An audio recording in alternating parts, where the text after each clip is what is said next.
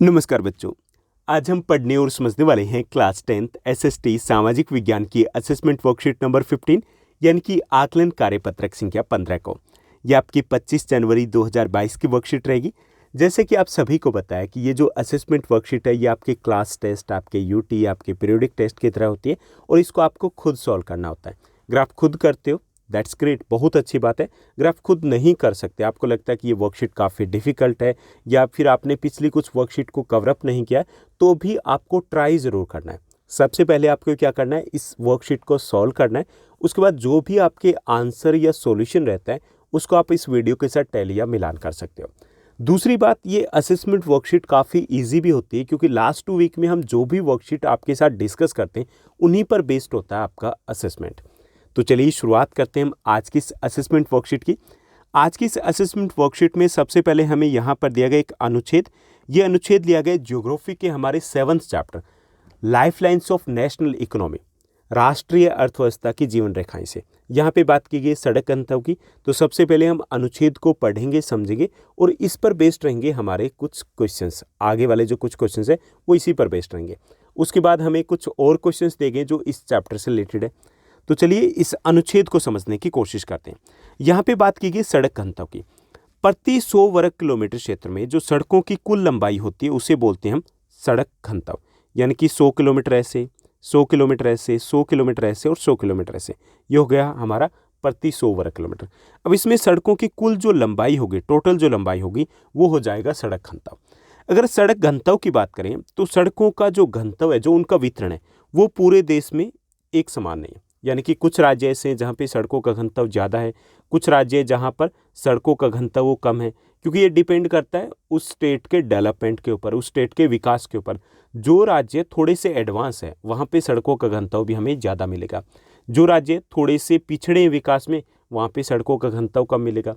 दूसरा, ये डिपेंड करता है वहाँ पर जनसंख्या कितनी है, वहाँ की भूभाग कैसा है। जैसे पर्वतीय इलाके हैं तो वहाँ पे सड़कों का घनत्व हमें कम मिलेगा, जबकि जो समतल भूभाग वाले, मैदानी भाग वाले राज्य या तटीय राज्य, वहाँ पे सड़कों का घनत्व हमें ज़्यादा मिलेगा। 2011 के अनुसार अगर बात की जाए तो जम्मू कश्मीर में सड़कों का घनत्व सबसे कम था, 12.14 किलोमीटर प्रति 100 किलोमीटर था। ओके, 100 वर्ग किलोमीटर था। जबकि सर्वाधिक कहाँ था, ये केरल में था, 517.77 किलोमीटर प्रति 100 वर्ग किलोमीटर था। वर्ष अगर हम 2011 की बात करें तो 31 मार्च 2011 के अनुसार सड़कों का जो औसत था, वो औसत राष्ट्रीय घनत्व था वो 142.68 किलोमीटर प्रति 100 वर्ग किलोमीटर था। यानी कि इससे अगर हम कंपेयर करें तो जम्मू कश्मीर तो बहुत पीछे है राष्ट्रीय औसत से, और जबकि केरल है वो राष्ट्रीय औसत से कहीं ज़्यादा आगे है। ओके, भारत में जो सड़क परिवहन है उसकी कई सारी समस्याएं भी है। लाभ की हमने पहले ही बात की थी चैप्टर में। लाभ तो बहुत सारे होते हैं कि सड़क परिवहन, इनका जो सड़क मार्ग है इनका निर्माण करना बड़ा आसान होता है, कहीं पे भी निर्माण किया जा सकता है। जैसे जो ऊबड़ खाबड़ भाग होते हैं, पर्वतीय भाग होते हैं, वहाँ पे भी सड़कों का निर्माण किया जा सकता है। दूसरा, सड़कों का रखरखाव है वो बड़ा आसान होता है। जो सड़क परिवहन है वो डोर टू डोर यानी कि द्वार से द्वार सेवाएं देते हैं, हर घर तक सड़क जा सकती है। जो सड़क परिवहन है ये देश के व्यापार के विकास में, उद्योगों के विकास में बड़ा महत्वपूर्ण भूमिका निभाते हैं, कृषि के विकास में बड़ी महत्वपूर्ण भूमिका निभाते हैं। और जो वायु परिवहन है, जल परिवहन, रेल परिवहन है, इसको जोड़ते भी है, एक कड़ी का काम भी करते हैं। ये हमने लाभ की बात की थी, लेकिन इसकी कुछ समस्याएं भी है। समस्याएं कौन सी है? पहली चीज़, यातायात और यात्रियों की संख्या को देखते हुए सड़कों का जाल अपर्याप्त है। अपने देश में अगर हम जनसंख्या की बात करें तो जनसंख्या के अनुसार अगर हम देखें तो सड़कें उतनी नहीं है जितनी की होनी चाहिए थी। दूसरा, देश में अभी भी आधी सड़कें कच्ची हैं, और कच्ची सड़कें होने का मतलब सीधा सा होता है कि वो मौसमी सड़कें, यानी कि वर्षा ऋतु की बात करें तो उस वक्त उनका उपयोग है वो सीमित हो जाता है। तीसरा, जो राष्ट्रीय राजमार्ग है यानी कि हमारे जो नेशनल हाईवेज है वो भी एडिकेट नहीं है, यानी कि जितनी रिक्वायरमेंट है उतनी नहीं है, ये भी अपर्याप्त है। इसके साथ साथ शहरों में जो सड़कें वो काफ़ी तंग और भीड़ भरी, आप देखते होंगे काफ़ी सारे ऐसे लोकेलिटीज़ हैं जहाँ पे सड़क मार्ग हैं वो निकलता है, लेकिन उसकी चौड़ाई उतनी नहीं है जो उस समय के अनुसार हो सकता है ज़्यादा रही हो, लेकिन अब जो ज़रूरत है, जो डिमांड है उतनी नहीं है, तो वो भीड़ भरी या तंग ज़्यादा है जिसमें जाम वगैरह की समस्या बनी रहती है। और साथ ही साथ हमारे देश में ज़्यादातर जो सड़क परिवहन है वहाँ पर जो पुलिया बने हुए हैं वो काफ़ी पुराने और तंग है।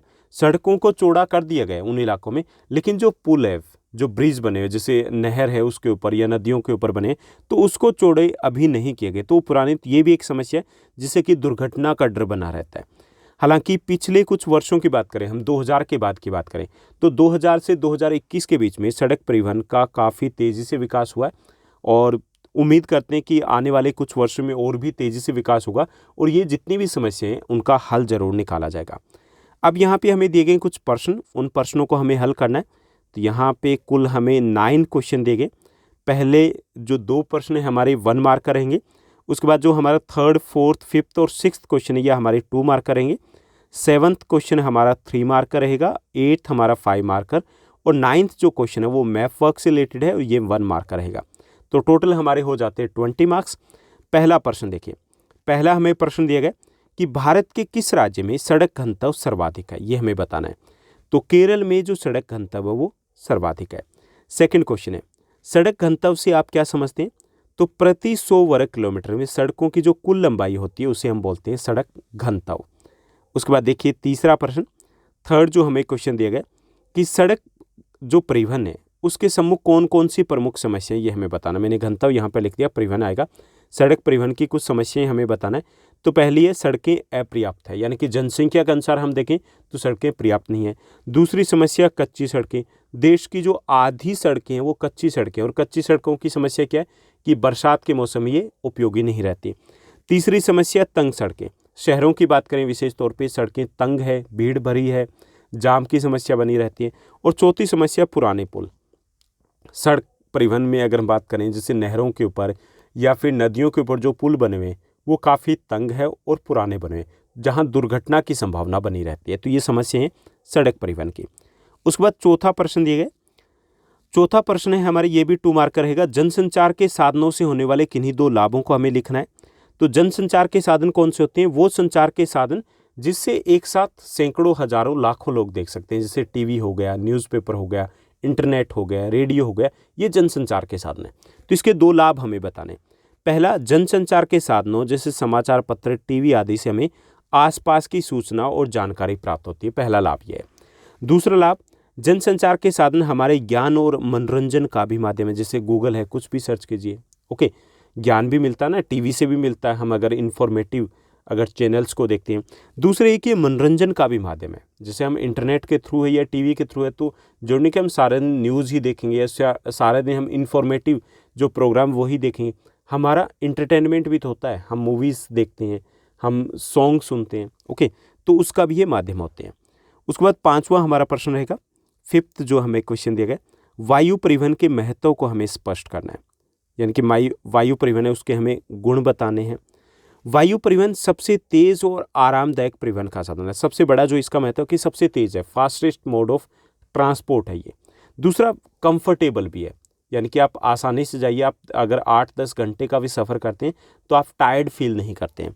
दूसरा, इससे दुर्गम इलाकों में आवागमन आसान है। दुर्गम इलाके जैसे पर्वतीय इलाके हो गए, घने जंगल वाले इलाके हो गए या द्वीप समूह हो गए, तो वहाँ पे अगर जाना तो सबसे अच्छा जो माध्यम है वो हमारा वायु परिवहन है। तीसरा, प्राकृतिक आपदा के समय यह सबसे महत्वपूर्ण परिवहन का साधन है। प्राकृतिक आपदा जैसे सुनामी आ गई, भूकंप आ गया या वॉल्केनिक इरप्शन हुआ है, ये इस प्रकार की जो घटनाएं घटित होती है, तो उन प्राकृतिक आपदाओं के समय जो राहत सामग्री पहुंचाई जाती है, तुरंत वहां पर पहुंचना होता है, तो उसके लिए सबसे उपयुक्त जो माध्यम रह जाता है वो हमारा वायु परिवहन है। तो ये हो गए वायु परिवहन के महत्व। उसके बाद छठा हमें प्रश्न दिया गया, छठा प्रश्न है कि परिवहन और संचार के साधन एक दूसरे के संपूरक है, हमें इस कथन की व्याख्या करनी है, ओके। तो यह कथन बिल्कुल सही है कि परिवहन तथा संचार के साधन एक दूसरे के संपूरक होते हैं। व्यापार के विस्तार में परिवहन के साधनों का महत्वपूर्ण योगदान होता है, क्योंकि व्यापार में क्या होता है, वस्तुओं का लेन देन होता है। अब कच्चा माल है वो कहीं तक पहुँचेगा, तैयार माल है उसको दूसरी जगह तक पहुँचाना, तो किसका उपयोग करेंगे? परिवहन के साधनों का। किंतु व्यापार के संचालन में संचार के साधन है वो ज़्यादा प्रभावी है। अब व्यापार करने के लिए वस्तुओं का तो अगर एक जगह से दूसरी जगह तक पहुंचाना तो हमें परिवहन के साधनों की आवश्यकता होगी, लेकिन व्यापार को मैनेज करने के लिए हमें संचार के साधनों की आवश्यकता होगी। यानी कि व्यापार है वो पॉसिबल होता है परिवहन के साधनों के कारण, लेकिन उसका जो विस्तार होता है, नियंत्रण होता है, वो किसके? संचार के साधनों के कारण। तो जितना अधिक संचार के साधनों का विकास होगा उतना ही अधिक व्यापार का विस्तार होगा, और परिवहन के साधनों की मांग भी बढ़ेगी। तो इसलिए हम कह सकते हैं कि ये एक दूसरे के संपूरक होते हैं, यानी परिवहन के साधन जितने विकसित होंगे उतना ही संचार के साधनों की मांग बढ़ेगी, और जितने संचार के साधन अधिक होंगे उतना ही व्यापार का विस्तार अधिक होगा, और व्यापार का विस्तार अधिक होगा तो परिवहन के साधनों का विकास होगा। तो यूँ कह सकते हैं कि ये एक दूसरे के विकास के में सहायक होते हैं। उसके बाद 7वां प्रश्न देखिए, 7th हमें क्वेश्चन दिया गया। 7th हमारा क्वेश्चन है कि स्वर्णिम चतुर्भुज महाराजमार्ग है, उसकी कोई 3 विशेषताएं हमें बतानी है। ओके, तो यह महाराजमार्ग जो है हमारा सुपर हाईवे, ये देश के 4 महानगरों दिल्ली, मुंबई, चेन्नई और कोलकाता को आपस में जोड़ता है। ये दिल्ली से मुंबई जाता है, मुंबई से चेन्नई जाता है, चेन्नई से कोलकाता, कोलकाता से दिल्ली। ओके, तो ये देश के 4 प्रमुख महानगरों को आपस में जोड़ता है, पहली विशेषता। दूसरा, इसकी कुल लंबाई 5846 किलोमीटर है। तीसरा, यह महाराजमार्ग देश के 13 राज्यों से होकर के गुजरता है। तो ये इसकी हो गई 3 विशेषताएं। उसके बाद 8वां प्रश्न देखिए। 8वां प्रश्न हमें दिया गया कि पूर्वोत्तर भारत के जो राज्य हैं उसमें अधिकतर परिवहन के किस साधन का इस्तेमाल किया जाता है, ये हमें बताना है। उसके बाद हमें बताना है कि उन राज्यों में परिवहन के उस साधन का इस्तेमाल होने के 4 कारण भी हमें बताने हैं। तो पूर्वोत्तर अगर भारत की बात करें तो पूर्वोत्तर भारत में अधिकतर वायु परिवहन का प्रयोग किया जाता है। ओके, किसका प्रयोग होता है? वायु परिवहन का। उसके 4 कारण कौन से हैं? पहला, ये पर्वतीय भाग है, इसके कारण यहाँ पर परिवहन के अन्य साधनों का विकास हो ही नहीं पाया या कम विकास हुआ, जैसे सड़क परिवहन है, रेल परिवहन तो है ही नहीं, सड़क परिवहन का भी सीमित विकास हो पाया। दूसरा ये कि घने जंगल पाए जाते हैं, इसके कारण भी वहाँ पे परिवहन के अन्य साधनों का विकास नहीं हो पाया। तीसरा, यहाँ पे हजारों नदियाँ हैं। हजारों नदियों होने का मतलब है कि सीधे तौर पे हजारों हमें पुल बनाने पड़ेंगे, ओके, ब्रिज बनाने पड़ेंगे। तो इसके कारण भी रेलवे या फिर सड़क परिवहन है उसका उतना ज़्यादा विकास नहीं हो पाया। और चौथा कारण है कि अगर हम ब्रिज या पुल बना भी दें तो ये बाढ़ प्रभावित इलाका है, हर साल बाढ़ आती है, भयंकर वाली बाढ़ आती है, वो पुल हर साल बह जाएंगे। तो इसके कारण भी यहाँ पर परिवहन के अन्य साधनों का विकास नहीं हो पाया और इसलिए वायु परिवहन के ऊपर ही निर्भर करते हैं। 5वां कारण है, यहाँ पे जनसंख्या घनत्व कम है, तो इसलिए भी अगर सड़क परिवहन या रेलवे का विकास किया जाता है तो वो लाभदायक नहीं रहता आर्थिक तौर पर, इसलिए भी यहाँ पर वायु परिवहन है उसको महत्व दिया जाता है। साथ साथ एक कारण ये भी है कि वायु परिवहन में यहाँ के लोगों को सब्सिडी दी जाती है 50%, तो वायु परिवहन यहाँ के लोगों के लिए सस्ता भी पड़ता है, तो इसीलिए वायु परिवहन है इन इलाकों में ज़्यादा उपयोग किया। उसके बाद अगले प्रश्न की बात करेंगे। अगला जो हमारा प्रश्न दिया गया, 9th क्वेश्चन दिया गया कि दिए गए भारत के रेखा मानचित्र पर हमें अमृतसर राजा सांसी हवाई अड्डा है उसको दर्शाना है। ओके, तो चलिए देखते हैं। तो यहाँ पर हमें दिया गया ये मैप ऑफ इंडिया है, अमृतसर हमें ये लोकेट किया गया। ये अमृतसर है, बिल्कुल पाकिस्तान की बॉर्डर के पास है, और यहाँ पर है राजा सांसी इंटरनेशनल एयरपोर्ट। ओके, तो ये हमें लोकेट करना है। तो ये थी हमारी आज की असेसमेंट वर्कशीट। उम्मीद करता हूँ सब कुछ आपको अच्छे से समझ में आया होगा। अगर आपको ये वीडियो, ये वर्कशीट अच्छी लगी तो इस वर्कशीट को लाइक और शेयर जरूर कीजिएगा। आज के लिए बस इतना ही। Thank you, bye bye, have a nice day.